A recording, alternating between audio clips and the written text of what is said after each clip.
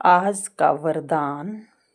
बाप समान स्थिति द्वारा समय को समीप लाने वाले तत्त्वम के वरदानी भव।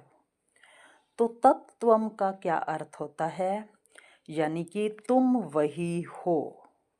तो बाबा ये क्यों कह रहा है कि तुम वही हो? यानी कि तुम वही हो माना तुम आत्मा हो, तुम मास्टर भगवान हो। बाबा ये वरदान दे रहा है कि बच्चे तुम मास्टर भगवान हो। और जो मास्टर भगवान आत्माएं हैं वो सचमुच में बाप समान तो होंगी ही, जो इस वरदान को स्वीकार कर लेंगी।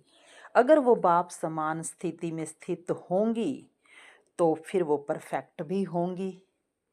तो बाबा सार में यही कह रहा है कि अपनेपन को मिटाना अर्थात बाप समान स्थिति में स्थित होकर समय को समीप लाना, क्योंकि बाबा है टाइमलेस।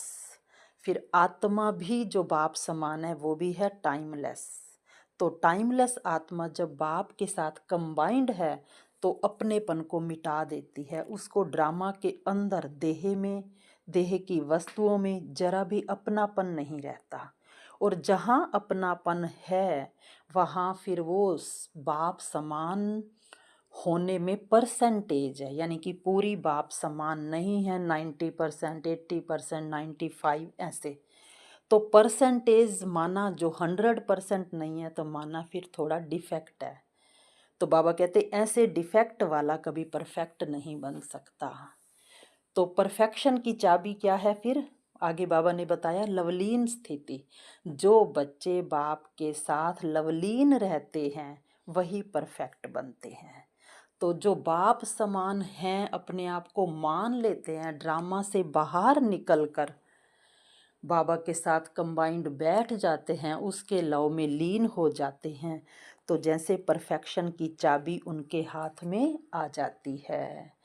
और सदा लव में लवलीन रहने से वो सहज ही आप भी बाप समान हैं और दूसरों को भी बाप समान, आप समान बनाने लग सकते हैं। बाप दादा अपने लवली और लवलीन रहने वाले बच्चों को ही सदा तत्त्वम का वरदान देते हैं कि बच्चे तुम वही हो, तुम वही आत्मा हो। कौन सी? वो देवी देवता वाली संपूर्ण आत्मा, वही मास्टर भगवान, क्योंकि देवताओं को ही भगवान समझा जाता है।